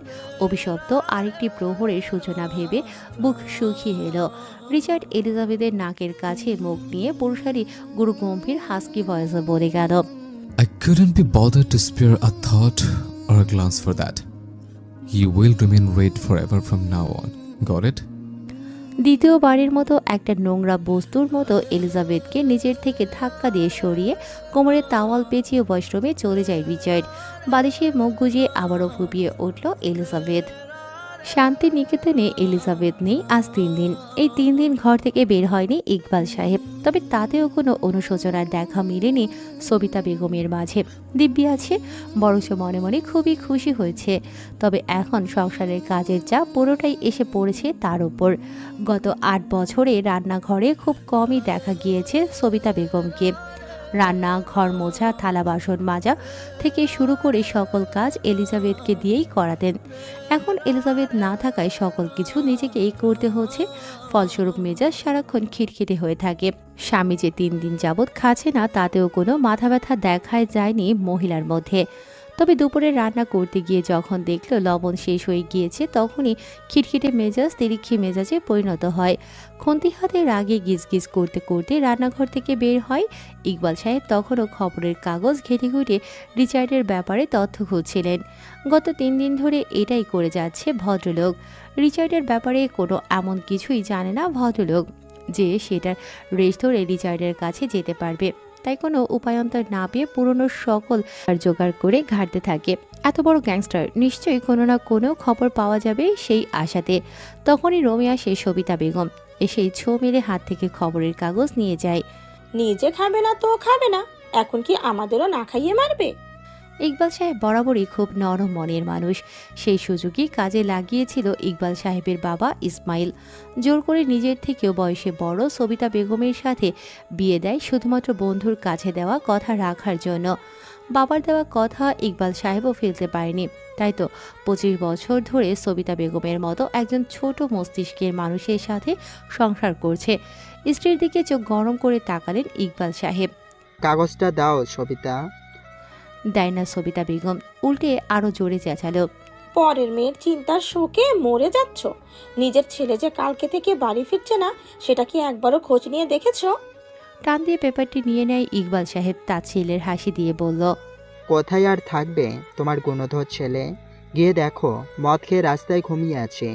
তুমি বাবা না অন্য কিছু? ছেলের জন্য একটুও চিন্তা হয় না তোমার? সারা জীবন শরীরে জড়িয়ে রাখা নম্রতার চাদর আজ ছুঁড়ে ফেলে শক্ত গলায় চেঁচিয়ে উঠল ইকবাল সাহেব। তুমিও তো একটা মা হয়ে আর একটা মায়ের মেয়েকে কিভাবে পারলে ধ্বংসের মুখে ঠেলে দিতে? বুক কাঁপলো না তোমার একবারের জন্য? মাতৃমন বাধা দেয়নি তোমাকে? একবার ভেবে দেখেছ আমার ফুলের মতো বাচ্চাটার উপর এখন কি পাশবিক নির্যাতন হচ্ছে? একটা মেয়ে হয়ে বুঝতে পারছো না সেই কষ্টটা? আর যদি আমাদের ইবরাতের সাথে এমন হতো, তখন কি পারতে এত স্বাভাবিক থাকতে? কত আশা করে এলিশা আমার হাতে তুলে দিয়ে গিয়েছিল পবিত্র ফুলটাকে। আমি পারিনি আমার কথা রাখতে। ঘৃণা হচ্ছে আমার নিজের উপর। আমি চোখ বন্ধ করতে পারছি না। আমি চোখ বন্ধ করলেই এলিজাবেথের সেই করুণ চাহনি ভেসে ওঠে চোখের সামনে। ঘৃণা করি আমি তোমাদের, ঘৃণা। চোখের জল মুছতে মুছতে ঘর থেকে বেরিয়ে গেল ইকবাল সাহেব। সবিতা বেগম স্তব্ধতায় জমে যায়। চোখের পলক পড়ছে না, এখনও একদৃষ্টিতে সামনে তাকিয়ে আছে। পর্দার আড়াল থেকে ইবরাত বেরিয়ে আসে। কাঁধে কারো হাতের স্পর্শে হতচেতন হয়ে ফিরে সবিতা বেগম। পেছন ফিরে তাকায় ইবরাতের দিকে। ইবরাতের চোখের পাতা কাঁপছে। আম্মু, এলিজাবেথের জায়গায় আমি হলেও কি তুমি এমন কঠিন হয়ে থাকতে? মেয়েকে বুকের সাথে চেপে ধরল সবিতা বেগম। বুকের সাথে মিশিয়ে রেখে বলল, আমার লাশের উপর দিয়ে তোকে নিয়ে যেতে হতো মা। ইবরাতের গলা ভেজা, বলল, তাহলে এলিজাবেথকে কেন নিয়ে যেতে দিলে আম্মু? ইবরাতকে বুক থেকে ঝাড়া মেরে সরিয়ে দিল সবিতা বেগম। রুষ্ট গলায় বলল, যা করেছি সবই তোর জন্যই। এভাবে বাপের মতো রূপ ধরিস না ইবরাত। তখন তুইও এলিজাবেথকে বোন হিসাবে স্বীকার যাসনি। তখন ইজ্জতের ভয় চেপে বসেছিল আম্মু, কিন্তু প্রতিটা নারীর কাছেই তো তাদের চরিত্র খুবই মূল্যবান। আমার এখন খুব কষ্ট হচ্ছে আম্মু। এলিজাবেথকে ওর রূপের জন্য হিংসে করলেও ওর এত বড় ক্ষতি হোক কখনো চাইনি। আমার জীবন বাঁচাতে গিয়ে নিজেকে বিসর্জন দিয়েছে এলিজাবেথ। সবিতা বেগম কোনো প্রত্যুত্তর না করে হনহনিয়ে চলে যায়, যেন সেও সম্মুখীন হতে চাইছে না নিজের বিবেকের কাছে। ইবরাত মায়ের চলে যাওয়া দেখে ঠোঁট গোল করে ফোঁস নিঃশ্বাস ছাড়ল। ভেতরে ভেতরে দুমড়ে মুছড়ে যাচ্ছে আত্মগ্লানিতে। সবথেকে বড় আদালত হলো মানুষের বিবেক, যেখানে কোনো বিরোধী পক্ষের আইনজীবীর প্রয়োজন হয় না অন্যায়গুলোকে টেনে টুনে সামনে আনার জন্য। বিবেকের কাঠগড়ায় যথেষ্ট। দুপুর গড়িয়ে বিকেল হলো। তথ্যমন্ত্রীর আবাসভূমি এখন একটি ঝড়ো বস্তুতে পরিণত হয়েছে। এত বড় অট্টালিকা, গার্ড, মেড, আত্মীয় স্বজনে গিজগিজ করছে। সব কিছু থাকার পরও যেন প্রাণ নেই কোথাও। লিভিং রুমে ডিভানে গা এলিয়ে শূন্যে তাকিয়ে আছে আনিসুল হক। একটু আগে হসপিটাল থেকে এসেছেন। ওনার স্ত্রীকে বর্তমানে লাইফ সাপোর্টে রাখা হয়েছে। ধীরে ধীরে কালো আধারে তলিয়ে যাচ্ছে তার হাসি খুশি পরিবার। অফ সিজনের বৃষ্টির মতো মুষলধারে বৃষ্টি এসে ভাসিয়ে দিয়ে গিয়েছে তার সাজানো বাগান। গ্রামীণ সমাজে সবার মুখে মুখে একটা প্রচলিত প্রবাদ আছে, কারোর পৌষ মাস তো কারোর সর্বনাশ। ঠিক তেমনই এখন আনিসুল হকের সর্বনাশ চলছে, আর পৌষ মাসের মিষ্টি রোদে গা ভাসাচ্ছে বস্তিবাসীরা। সকলের ওই ঘটনার পুনরাবৃত্তি ঘটে কিছু মুহূর্ত আগে, তবে এবার ভিন্ন স্থানে। নিউ মার্কেটের পাশের বস্তিতে আবারও টাকার বৃষ্টিপাত হয়, যা তুমুলভাবে সাড়া তুলে দিয়েছে পুরো দেশে। তবে এখনও এর সূত্রপাত পাওয়া যায়নি। তথ্যমন্ত্রী আনিসুল হকের ছেলের নিখোঁজের খবর ধামাচাপা পড়ে যায় এই ঘটনায়। এখন প্রতিটি নিউজের হেডলাইন থাকছে গরিবের হিরো। কমিশনার চুপচাপ পাশের সোফায় বসে আছে। এত চেষ্টা করেও এখনও চুল পরিমাণ কোনো তথ্য পাওয়া যায়নি। পুরো পুলিশ ফোর্স লাগিয়ে দেওয়া হয়েছে। সকলের রাতের ঘুম নাওয়া খাওয়া হারাম হয়ে গিয়েছে। প্রতিটি জায়গায় আবারও নতুন করে শুরু থেকে চিরুনি তল্লাশি দেওয়া হচ্ছে। মনস্টার স্টিকারে মডিফাই করা দামি বাইকটি এসে জোরে ব্রেক কষল সদর দরজার সামনে। মাথা থেকে হেলমেট খুলে উস্কো খুস্কো চুলগুলোতে হাত দিয়ে আশ্রে ঠিক করে নিল প্রেম। কালো সিল্কি চুলগুলো দক্ষিণের দমকা হাওয়ায় উড়ুড়ু করছে। বাইকের চাবি তর্জনীতে ঘোরাতে ঘোরাতে ব্যগ্র পায়ে ভেতরে হেঁটে যায় প্রেম। লিভিং এরিয়ায় পা রাখার আগে 2 সেকেন্ড দাঁড়িয়ে ফুরফুরে মেজাজ গম্ভীরতায় ঢেকে আবারও সামনে পা বাড়ায়, গিয়ে বসল সরাসরি কমিশনের সামনে। কমিশনার এই সময় প্রেমকে দেখে রসগোল্লার মতো গোল গোল চোখগুলো কিঞ্চিত ছোট করে তাকিয়ে গমগমি গলায় বলল, এই সময় তুমি এখানে? বিপরীতে চমৎকার হাসি দিল প্রেম। সামনের ছোট টেবিল থেকে চায়ের কাপ নিয়ে আইসি ভঙ্গিতে চুমুক দিয়ে বলল, আসলাম কিডন্যাপার আর কোনো কল করছে কিনা জানার জন্য। প্রেমের কথায় চোখ গরম করে তাকালেন কমিশন। চিবিয়ে চিবিয়ে বলল, তো সেটা জানার জন্য তোমার এখানে আসতে হলো। তোমার কি মনে হয় টাকা নিয়ে যাওয়ার পর কিডন্যাপার আর কল দিবে? বার্তাটা কিন্তু আপনাদেরই স্যার। কি বলতে চাচ্ছ তুমি? আমি আগেই বলেছিলাম পুরো মিশনের দায়িত্ব আমাকে দেওয়া হোক। আপনারা যদি ক্ষমতা জাহিরের তাগিদে পড়ে না থেকে সম্পূর্ণ দায়িত্ব আমার উপরে দিতেন তাহলে আজকের মিশন সাকসেস হতো sir. Sorry for being so straight forward. বয়সে এত ছোট আর জুনিয়রের কাছ থেকে এহেন কথায় চোয়াল শক্ত হলো কমিশনারের। রুষ্ট গলায় বলেন, তা কি হয় মিশন সাকসেস করতে শুনি? যেটা আমরা 50 সদস্যের টিম মিলে করতে পারিনি, তা 4 সদস্যের তোমরা কিভাবে করতে? প্রেমের কণ্ঠস্বর খুবই স্বাভাবিক, বলল, আমি হলে সবার আগে সিসিটিভি ফুটেজে মনিটরিং করতাম। এবার চুপসে যায় কমিশনের শক্ত চোয়াল। আসলেই তো আগে কারোর মাথায় স্টেশনের সিসিটিভি ফুটেজের কথা আসেনি। পরবর্তীতে আসলেও ততক্ষণে সেই সময়ের ফুটেজ মেমোরি থেকে কেটে ফেলে অপহরণকারীরা। প্রেম আরও কিছু বলতে যাবে তার আগেই আনিসুল বিরক্তের উচ্চারণ করে বললেন, আহা, থামবেন আপনারা? এখানে কি কৌতুক শোনাতে এসেছেন? স্যার, আপনি উত্তেজিত হবেন না, আপনার হার্টে প্রবলেম আছে। কমিশনারের কথায় এবার নিজের নিয়ন্ত্রণ হারালো আনিসুল হক। ডুকরে কেঁদে উঠলেন, চোখে পানি সমেত ভাঙা গলায় আওড়ালো, সাদমানেরও যে হার্টের সমস্যা ছোট থেকেই।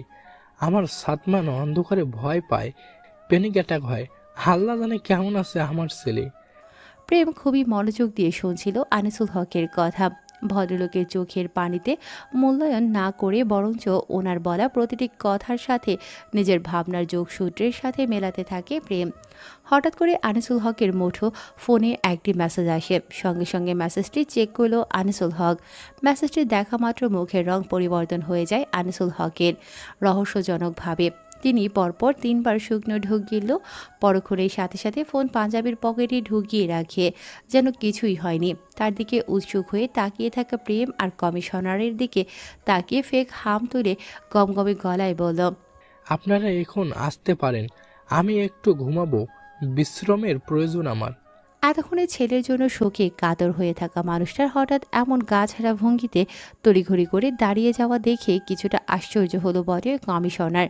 তবুও পাল্টা প্রশ্ন করার সাহস পেল না। প্রেম আর কমিশনার দুজনই বের হয়ে গেল। সকল মেয়েরা কিচেনে। রিচার্ড নিচে নামলে কেউই সামনে আসে না। কড়াকড়িভাবে নিষেধাজ্ঞা দেয়া আছে এই ব্যাপারে। রিচার্ড, ন্যাসো, লুকাস মাত্রই বেসমেন্ট থেকে লিভিং এরিয়ায় এসে বসল। বাগানবাড়ি মাটির নিচে তৈরি করা হয়েছে রিচার্ডের গোপন আস্তানা। কিচেন থেকে উকিঝুঁকি দিয়ে অল্প বয়সী মেয়ে নিশি রিচার্ড আর ন্যাসোকে দেখছে একটু পরপর। চোখে মুখে একরাশ বিস্ময়তা। কিশোরী নিশির কাছে মনে হয় সে বিদেশি আছে এবং কোনো বিদেশি বাড়িতে কাজ করে। যতবারই এলিজাবেথ, রিচার্ড, ন্যাসো, লুকাসকে দেখে ততবারই এই কথা মনে হয়। সুযোগ পেলেই নিশি এলিজাবেথের ঘরের আশেপাশে গিয়ে ঘুরঘুর করে এলিজাবেথের কণ্ঠস্বর শোনার জন্য। তার মধ্যে খুব আগ্রহ জানার এত সুন্দর মেয়ের কণ্ঠস্বর কেমন, কিন্তু এখনও পর্যন্ত এলিজাবেথের নিঃশ্বাসের শব্দ শুনতে পায়নি সে। এলিজাবেথের কাছে যাওয়া সকলের নিষেধ, শুধু রেশমা ব্যতীত। সেদিনের পর রেশমার সাথেও আর কথা বলেনি এলিজাবেথ। রিচার্ডকে এই দুদিনে এটা নিয়ে দ্বিতীয়বারের মতো দেখল নিশি। ওর নজর বেশি যায় রিচার্ডের নীল চোখে আর ন্যাসোর অতি ফর্সা মুখে। লুকাসের দিকে তাকালেই ভয় করে তার দানবীয় শরীর দেখে, তাই সবসময় লুকাসের দিক হতে দৃষ্টি সরিয়ে রাখে নিশি। রেশমা খেয়াল করে নিশিকে, চোখ রাঙিয়ে দিয়ে তাকায় নিশির দিকে। মরতে চাও? টেবিলের উপরে অস্ত্র করে দেখছো? মিয়ে যায় নিশি, চুপসানো গলায় বলে, আমার কি দোষ? এরা কত সুন্দর, আমার শুধু দেখতেই ইচ্ছে করে। আমার মনে হয় আমি জান্নাতে আছি। এত সুন্দর মানুষ আমি আর আগে কখনো দেখিনি। রেশমা ডিশওয়াল করতে করতে জবাব দিল, কতগুলো গার্ডসের হাতে কি নিয়ে ঘুরে নিশ্চয়ই দেখছো। ওরা জাহান্নাম দেখিয়ে দেবে। আমি তো শুধু ওদের তিনজনকেই দেখি। কত সুন্দর, আল্লাহ না? না, দুজন, ম্যাডাম আর স্যার। ওইটারে সাদা বিদেশি বিলাইয়ের মতো লাগে। আমাদের স্যার কি সুন্দর, কত লম্বা, উফ, একদম হিরোদের মতো। লজ্জা ভঙ্গিতে মুখ ঢেকে ফেলল নিশি, চোখে মুখে খুশি উপচে পড়ছে। তপ্ত শ্বাস ফেলে রেশমা, কাজ করতে করতে মনে মনে আওড়ালো, সব সৌন্দর্য হয় না, কিছু সৌন্দর্য অভিশাপ।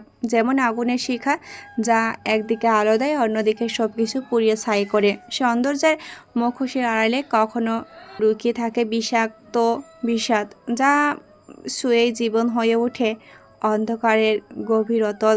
অ্যাস্ট্রে ভর্তি হয়ে যায় সিগারেটের অবহেলিত ডগার অংশে। সিগারেটের বিষাক্ত ধোঁয়ায় লিভিং এরিয়া স্পেস মতো। কোনো সাধারণ মানুষ এখানে থাকলে মুহূর্তেই তার দম আটকে যাবে। টেবিলের ওপর সারি সারি করে সাজানো মদের বোতল। প্লমস রেকটিফিকোয়ানি ভডকা বিশ্বের সবচেয়ে শক্তিশালী মদ। এটি সংশোধন করা পোলিশ স্পিরিট, যা সাধারণ হোম ডিস্টিলাররা তাদের নিজস্ব স্বাদযুক্ত ভদকা তৈরি করতে ব্যবহার করে। এটি সরাসরি পান করে যায়, তবে যেহেতু এটি কার্যত বিশুদ্ধ অ্যালকোহল, এটিতে একটি শক্তিশালী কিক রয়েছে, তাই এটি সাধারণত সুপারিশ করা হয় না পানি ছাড়া খাওয়ার জন্য। কিন্তু রিচার্ড, ন্যাসো, লুকাস অবিলম্বে খেয়ে যাচ্ছে পানি ছাড়াই। রিচার্ডের হাতে উইস্কির গ্লাস, বৃদ্ধাঙ্গুল তর্জনী আর মধ্যমা দিয়ে চেপে একটু পরপর কালচেটে ঠোঁটের ফাঁক দিয়ে টেনে নিচ্ছে ভিতরে বিষাক্ত পদার্থ। সেই সাথে তাদের পরবর্তী কলিং মিশন নিয়ে আলোচনা করছে। ন্যাসো আর লুকাসের হাতে মার্টিনির গ্লাস, গ্লাসের সরু নলের মতো অংশ দু আঙুলের ভেতর চেপে ধরে দাঁড়িয়ে নাড়িয়ে নাড়িয়ে খাচ্ছে। রিচার্ডের দেয়া দিক নির্দেশনারগুলো মনোযোগ দিয়ে শুনে যাচ্ছে। টেবিলের ওপর রাখা বিভিন্ন ধরনের মেশিন গান, মাফিয়া ও গ্যাংস্টার সমাজে প্রচলিত 34টি বিশেষ শটগান এবং তৎকালীন টমি গান রয়েছে, যা তারা তাদের মিশনে ব্যবহার করে থাকে। আল ক্যাপনের 1911 বন্দুকটি দেখতে টমি গানের মতো হলেও এটি সত্যিকারের দক্ষ শুটারদের ফার্স্ট চয়েস। এটি সুইটহার্ট M1911 নিলামে $1 মিলিয়ন বেশি দামে বিক্রি হয় প্রতিটি ব্যক্তির জন্য, যার মূল্য 18 বিলিয়ন হয়। মেঘগানরা এটা ব্যবহার করত তাদের মিশনে। টেবিল থেকে এই গানটি নিয়ে কোটের ভেতরের পকেটে রাখল রিচার্ড। টমি গান ছিল জ্যাক অ্যামগার্নের পছন্দের অস্ত্র ছিল। পশ্চিমের বাফেলো বিল সেন্টার প্রতিদ্বন্দ্বী গ্যাংস্টারের কাছ থেকে রাস্তার ওপারে খোলা জানালা থেকে হাইমি ওয়েসকে হত্যা করতে তিনি তার প্রিয় থামসপন ব্যবহার করেছিলেন। ম্যাকগার্ন পরে একজন প্রো গলফার হয়ে ওঠেন এবং সেই অনুযায়ী একজন থমসন তার ক্যারিয়ার মতে সবসময় তার গলফ ব্যাগে থাকতেন। একসাথে 200 গুলি একসাথে লোড করা যায়। এই গানে। এই গানগুলো রিচার্ড রাশিয়া থেকে আনিয়েছে। টেবিলের ওপর থেকে বেছে ডার্ক মোশনের টমি গানটি নেয় ন্যাসো লুকাস। নিজেদের পছন্দের গানগুলো বেছে নিয়ে উঠে দাঁড়ায় তিনজনই একসাথে। ন্যাসো লুকাস গানের সেফটি লক খুলে ট্রিগারের আঙুল ঘুরিয়ে গান চেক দিতে দিতে উঠে দাঁড়ায়। হঠাৎ রিচার্ড জলদ গম্ভীর গলায় ধমক শুনে চমকে চোখ তুলে সামনে তাকায়। এলিজাবেথের রুমের দরজা বাইরে থেকে লক করে রাখা হতো সব সময়, তবে আজ হয়তো অসাবধানতায় লক করতে ভুলে গিয়েছিল মেয়ের। সেই সুযোগেই বেরিয়ে আসে এলিজাবেথ। রিচার্ডকে নিচে দেখতে পেয়েও দম নিয়ে সাহস সঞ্চয় করে গুটিয়ে গুটিয়ে সিঁড়ি ভেঙে নিচে নামে। আজ এই সুযোগে পালাতে না পারলে আর কখনো এখান থেকে এলিজাবেথ বের হতে পারবে না, তা এলিজাবেথ এই দুদিনে বুঝে গিয়েছে। রিচার্ডের কথা বলার সুযোগ কাজে লাগিয়ে নগ্ন পায়ে ভয়ে সংকীর্ণতায় গুটিয়ে সদর দরজার দিকে এগিয়ে যাচ্ছিল এলিজাবেথ। তবে হঠাৎই পেছন থেকে রিচার্ডের এহেন ভারী কিশোরে বুক শুকিয়ে যায়। তবুও পেছন না ফিরে আহত শরীরে দৌড়ে ছুটে যায় সামনে। লম্বা লম্বা পা ফেলে 4 কদমে এলিজাবেথকে ধরে ফেলল রিচার্ড। হাত মুচড়ে পেছনে নিয়ে পিঠের সাথে চেপে ধরে রিচার্ড। ব্যথায় নীলচে আভা দেখা যায় এলিজাবেথের অবয়বে। গালের পানি শুকিয়ে দাগ হয়ে যাওয়া পথ ধরে আবার স্রোত বইল। রিচার্ড দাঁতে দাঁত চেপে রুক্ষ কর্কশ গলায় অনর্থক হাসি হেসে চাপা স্বরে বলল, আজ চুপ থাকলো না এলিজাবেথ। সহসাই দুর্বল গলায় চেঁচিয়ে উঠল। মেডরা কিচেন জোনের আড়াল থেকে লুকিয়ে লুকিয়ে দেখছে। রেশমা অসহায় চোখে তাকিয়ে আছে এলিজাবেথের দিকে। যেতে দিন আমাকে। Let's begin the killing mission. নিস্তব্ধ পিনপতন নিরাপদায় ঢাকা বেসমেন্ট ঘেরাও করে রেখেছে লাশ পচা ঘুরঘুরে বিশ্রী গন্ধ। চারিপাশ জনবিচ্ছিন্নহীন এক অবিচ্ছেদ্য অভিশপ্ত পরিত্যক্ত অংশের মতো আধারে ঘেরা। এক চিমটি পরিমাণ রোশনাই আলোর দেখা নেই এই বিষাদে অভিভূত গোমঠ পরিবেশে। জঙ্গল থেকে ভেসে আসে হিংস্র জীব জন্তুর কর্কশ গর্জন, গা শিউড়িয়ে দেওয়ার মতো। অহর্নিশে ভো ভো করছে এক ঝাঁক জঙ্গলি মশা, যা শুনশান নিস্তব্ধ পরিবেশে যুদ্ধের পূর্ব প্রস্তুতি হিসেবে ইস্পাতের ওপর চিকচিক। ফকফকা বালি দিয়ে হাতিয়ার ধারানোর মতো ঝাঁঝালো শব্দের মতো মস্তিষ্ক নিউরন শ্রবণ ইন্দ্রিয় ঝাঁঝরা করে দিচ্ছে। স্যাঁতস্যাঁতে মেঝের নিচ থেকে উপলে বেরিয়ে আসতে চাওয়া লাশের পচা দুর্গন্ধ পেটের মধ্যে মোচড় দিয়ে পাকস্থলী উগড়িয়ে ভেতরের খাদ্যকণাগুলো বেরিয়ে আসতে চাইছে বারবার। বক্ষ পিঞ্জরের মাঝে অবস্থিত দুর্বোধ্য হৃদযন্ত্র তটস্থ হয়ে ধীরে ধীরে প্রতিক্রিয়া জানানে দ্বিমত পোষণের পায়তারা করছে। নিস্তব্ধতা আস্তরণে বন্দি পড়ে যাওয়া বেসমেন্টে শুধু কর্ণপাত হচ্ছে শক্ত টাইলের ওপর পড়া টপ টপ পানির শব্দ, যা গড়িয়ে লুটুপুটি খাচ্ছে উড়ু হতে পায়ের পাতার নিচে দেহাংশে। তবে সেটা কোনো পানি পড়ার শব্দ নয়। বেসমেন্টের সিলিং থেকে সরু নলের ফাঁক গড়িয়ে ফিনকির মতো ফোটা ফোটা উষ্ণ তরল লাল পদার্থ পড়ছে সরাসরি মস্তকে। সাদা কালো মিশ্রণের কৃষলার ফাঁক গড়িয়ে গলিতে কার্নিশ বেয়ে পুরুষালী রুক্ষ ঘাড়ে আশ্রে পড়ছে। ইতিমধ্যে সফেদ সাদা শুভ্র পাঞ্জাবি রংধনুর প্রথম সারিতে থাকা রঙে তলিয়ে গিয়েছে। হৃৎপিণ্ড চেপে ধরে আতঙ্কে। হাড় কাঁপানোর ঠান্ডা হাওয়ার রক্তে রঞ্জিত পাঞ্জাবি শরীর থেকে নির্গত আতঙ্কের শীতল ঘামে গায়েতে আষ্টেপৃষ্টে জড়িয়ে যায়। হঠাৎ করে বিকট বিস্ফোরিত শব্দে কেঁপে ওঠে আনিসুল হকের কায়া। এটা কোনো গ্রেনেড বা বোম বিস্ফোরণের শব্দ নয়, স্মোকিং গ্যাসের। ভয় ভীতিতে ততস্থ হয়ে থাকা আনিসুল সামান্য সংগোপন শব্দে থরথর করে কাঁপতে থাকে। বিস্ফোরিত নয়ন জোড়ায় ভাসে পরবর্তী নরদৃশ্য নৃশংসতার সাক্ষাৎ। অন্দরমহলে হতে থাকা ধ্বংসযোগ্য নরকের শাস্তির তুলনায়ও নগণ্য আনিসুল হকের মনের অভিসাম্য মতে। হঠাৎ করে প্রচণ্ড শব্দ করে বেসমেন্টের শাটার ক্রমে ক্রমে উপরে উঠতে থাকে। শাটারের ফাঁক গলিয়ে বাইরের ল্যাম্পপোস্টের আলোয় কিঞ্চিত আলোকিত করে অন্ধকারের অভিশপ্ত বেসমেন্ট। লোচন যুগল হতে কোনোই সরিয়ে ঢেকে রাখা আতঙ্কিত আস্য প্রকাশ্যে এনে কাপা কাপা চোখের পাতা মেলে সামনে তাকালেন তিনি। শরীরের ভারসাম্য হারিয়ে শরীরের সঙ্গে আষ্টে পিষ্টে সাদা দড়িতে বেঁধে থাকা চেয়ার নিয়ে মেঝেতে মুখ থুবড়ে পড়ল আনিসুল হক।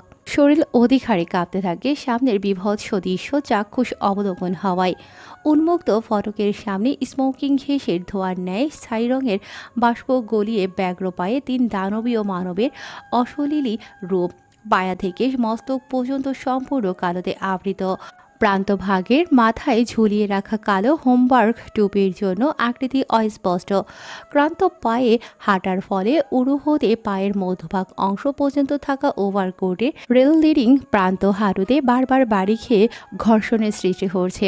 নির্কশ কালো রঙের ওভারকোটে শক্তপোক্ত বলিষ্ঠ লম্বা চওড়া দেহের অধিকারী 3 মানবকে আধো অন্ধকারে যমদূতের মতো লাগছে। মাঝখানে ছোট শটগান দিয়ে তেড়ে আসে অভিশাপ বিষাদের রাজা। তার দুপাশে সিপাহী হিসেবে 2 বাহাদুর, রক্ষক হিসেবে আছে বিশাল আকৃতি মরণশীল অস্ত্র নিয়ে। রাশিয়ান মার্কেটে এই কালো ওভারকোটগুলো হান্টিং কোট নামে পরিচিত। 1920-এর অ্যাডিশনের হার্লিং উইনিন স্টাইলের মাফিয়া শো একই সাথে ওভারকোটের মেটাল বাটনের চকচকে সাদৃশ্যংশ দেখা যাচ্ছে শুধু কালো 3 মূর্তি মানবের আবছায়ায়। সম্পূর্ণ কালোতে তলিয়ে থাকার কারণে 3 যান্ত্রিক মানবকে মিশরীয় মমির মতো লাগছে, তাছাড়া ভিন্ন কিছু না। ধীরে ধীরে সুস্পষ্ট হয় ছায়াগুলো। হঠাৎ করে মেঝেতে লুটিয়ে জুবুথুবু হয়ে কাঁপতে থাকা আনিসুল হকের মাথার উপর বহু পুরাতন লালবাতি জ্বলে উঠল। গোল খাঁচার মতো ঝুলে থাকা খাঁচার ভিতর থেকে রোশনাই আলো আসে। ফলস্বরূপ স্পষ্ট আন্দাজ করা যায় ঠিক চুলের অভিব্যক্তি কতটা বিভৎস, আকুত হয়ে হৃদিষ্ট দেহখানা কতটা আতঙ্কগ্রস্ত। আলোর নিচে আসলো 3 জন, ঠোঁটের আগায় জড়ো হাওয়া রহস্যের ঘনঘাটা ঝুলিয়ে। আনিসুল চোখের পাতার কাঁপুনি বন্ধ হয়। কিছু মুহূর্ত ক্রোধে মটমট করতে থাকা ধারালো একটি চোয়াল এবং তার দুপাশে ঢালের মতো দাঁড়িয়ে থাকা অত্যন্ত স্বাভাবিক অভিব্যক্তির চোয়ালগুলোর পানে চেয়ে থেকেও শুরু শেষ পর্যন্ত হিসেবে মিলিয়েও ঠাহর করতে পারল না আনিসুল হক এরা কে, কী ক্ষতি করেছে এদের, যার ফলস্বরূপ আজ এখানে এত ষড়যন্ত্র, এত অযাচিত ক্ষুদ্রতায়। আনিসুল হকের হিসেবে মতো তিনি ওদের কোনো ক্ষতি করেনি এই জীবনে। গলায় দলা পাকিয়ে থাকা কুণ্ডলিগুলো শক্ত ঢোক গিলে পিষে ভেতরে ঠেলে বিষাদ রাজ্যের রাজার সুগভীর নিকষ নীল চোখ হতে অগ্নিশিখা বিচ্ছুরিত হওয়া মানবের দিকে তাকিয়ে গতিহারার স্পন্দন তোয়াক্কা না করে দুর্বল গলায় ঝাঁঝ এনে ঝাঁঝালো গলায় চেঁচালেন, আমার ছেলে কোথায়? আর আজকেই বা এখানে আটকে রেখেছেন কেন? টাকা পাওয়ার পরও আর কি চাই? হাঁটু ভেঙে পড়ে থাকা আনিসুল হকের মুখের সামনে শটান দাঁড়িয়ে আছে রিচার্ড। হিংস্রতার প্রভাবে বিড়বিড়িয়ে উঠে ওর পৈশাসিক আত্মার সাইকো মস্তিষ্ক। জীবন তটস্থ জীর্ণশীর্ণ হয়ে থাকা আনিসুল হকের অহর্নিশে পৌঁছায় না রিচার্ডের গুরুগম্ভীর কণ্ঠস্বর। সহসায় তেজ দেখিয়ে আবারও বলল, কি? রুক্ষ কর্কশ গলায় অনর্থক হাসি হেসে চাপা স্বরে আওড়ায় রিচার্ড কায়নাত। তোর জীবন। চোখ জলজল করে উঠল আনিসুল হকের। গলার তেজ যেন নিমিষেই গায়েব হয়ে তিরিক্ষি মেজাজ সংকীর্ণতায় ঢাকা পড়ে গেল। খই হারিয়ে তড়িঘড়ি করে বললেন, Hey boys, let's enjoy the movie. Richard বলার সাথে সাথে অট্টহাসিতে ফেটে পড়ল ন্যাসো লুকাস। তাদের দানবীয় শরীর তরতরিয়ে কাঁপতে থাকে হাসির তালে তালে। ন্যাসো পেলব 2 হাতের তালু একসাথে করে শব্দ তুলতেই অন্ধকার হতে নীল তীর সূচক আলো এসে পড়ল দেয়ালে। স্ক্রিন ভেসে উঠল দেয়ালের মাঝে। হঠাৎ করে স্ক্রিনে একটা ভিডিও প্লে হতেই অভিব্যক্তি পরিবর্তন হয়ে গেল আনিসুল হকের। স্ক্রিনে প্লে হতে থাকা ভিডিও ক্লিপের প্রতিটি সেকেন্ড তীরের ফলার মতো যন্ত্রণাদায়ক আনিসুল হকের কাছে, যা সোজা গিয়ে বিচ্ছে তার বক্ষপটে। অনবরত চেঁচাতে থাকলেন, আমার ছেলেকে বের কর কফিন থেকে, ও মারা যাবে, নিঃশ্বাস নিতে কষ্ট হচ্ছে ওর।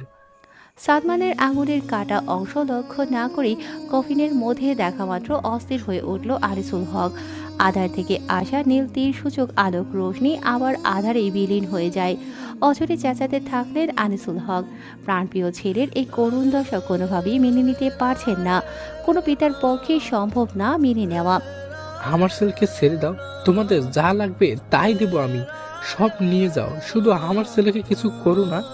পৈশাচিক হাসির ঝলকানিতে দেখা মিলে রিচার্ডের ঠোঁটে। আনিসুল হকের চুলের ভাঁজে ঢুকিয়ে দিল ড্রাগনের ট্যাটু খচিত হাতে।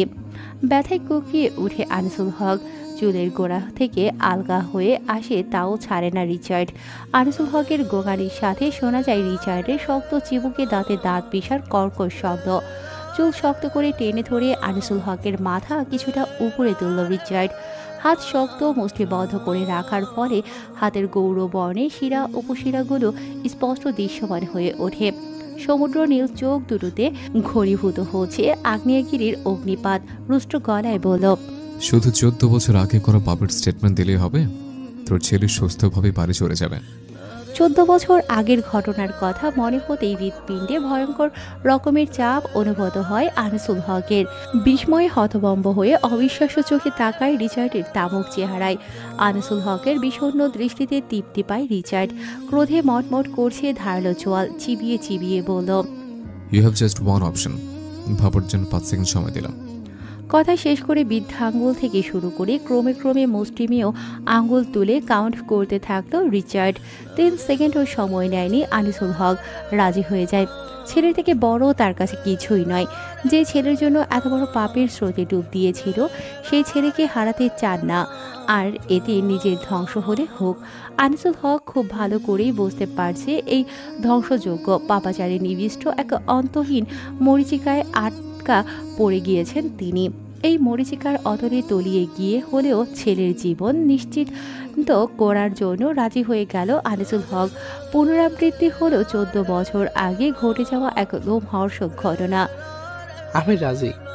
থেমে সরাসরি রিচার্ডের তীক্ষ্ণ গুরু গম্ভীর অগ্নিস্ফুলঙ্গের ন্যায় জ্বলন্ত অবয়বে তাকিয়ে থমথমে গলায় বলল, কি গ্যারান্টি আছে সত্যি বলার পর আমার ছেলেকে ছেড়ে দিবে? রিচার্ড কায়নাত মানুষের জাতের মধ্যে না পড়লেও এক কথার মানুষ। রিচার্ডের বিলম্বহীন কাট জবাব। তপ্ত শ্বাস ফেলল আনিসুল হক। মাত্র 2 মিনিটের মধ্যে বেসমেন্টে পরিবেশ পাল্টিয়ে ফেলে লুকাস। আনিসুল হককে ধরে কাঠের চেয়ারে বসায়, দড়ি দিয়ে বাঁধা রক্তাক্ত শরীর সাদা চাদরে ঢেকে দেয়। সামনে রাখা কাঠের টেবিলের উপর এনে ল্যাপটপ রাখল ন্যাসো। তৎক্ষণিক একটা ফেক অ্যাকাউন্ট খুলে সেই অ্যাকাউন্ট দিয়ে লাইভে গেল। রিচার্ডকে এই মুহূর্তে যান্ত্রিক মেশিন ছাড়া কিছুই মনে হচ্ছে না। চেহারায় পৈশাসিক স্পষ্ট হাসি, চোখে আগুনের লেলিহান। পৈশাসিক চেহারা জুড়ে তরতরিয়ে বেড়ে ওঠা তীব্র ক্রোধ আর হিংস্র চোখে তাকিয়ে আছে রক্তাভ আনিসুল হকের অবয়বে। তপ্ত শ্বাস ফেলে বক্তব্য শুরু করেন আনিসুল হক। আসসালামু আলাইকুম। আমি আপনাদের সর্বজনীয় প্রিয় নেতা আনিসুল হক। জানি আজকের পর হয়তো প্রিয় শব্দটা একটা বিশ্রী গালিতে পরিণত হবে। সত্যিকার অর্থে আমি কারোর প্রিয় হবার যোগ্য নয়। তখন ভাবিনি কারোর প্রিয় হবার কথা, ভেবেছি শুধু একজন ভালো বাবা হবার কথা। সে হারিয়ে নরপশু হয়ে গিয়েছিলাম নিজের ছেলেকে বাঁচানোর জন্য। নিজের বুক ভরতে গিয়ে অন্যের বুক খালি করে দিয়েছিলাম। তখন শুধু আমি আমার ছেলের কথা ভেবেছি। বিশ্বাস করুন, তখন আমার ছেলে ব্যতীত আর কোনো কিছুই ভাবতে পারিনি আমি। আমার ছেলেকে খুব ভালোবাসি। আমি জানি এটা দেখার পর আমার ছেলেও ঘৃণা করবে আমাকে আজ থেকে। সাদমান, আব্বু তোকে খুব ভালোবাসে। আব্বুকে ভুল বোঝো না। আব্বু স্বার্থপর হয়ে গিয়েছিল, কিছুই ভাবতে পারিনি তোমাকে ছাড়া। হ্যালো বন্ধুরা, পরবর্তী পার্ট খুব তাড়াতাড়ি আসবে, তো সবাই অপেক্ষায় থাকো। আর চ্যানেলটি যারা এখনো সাবস্ক্রাইব করোনি তারা পরবর্তী পার্ট দেখার জন্য চ্যানেলটি সাবস্ক্রাইব করে রেখো। ধন্যবাদ সবাইকে, আমাদের সাথেই থেকো।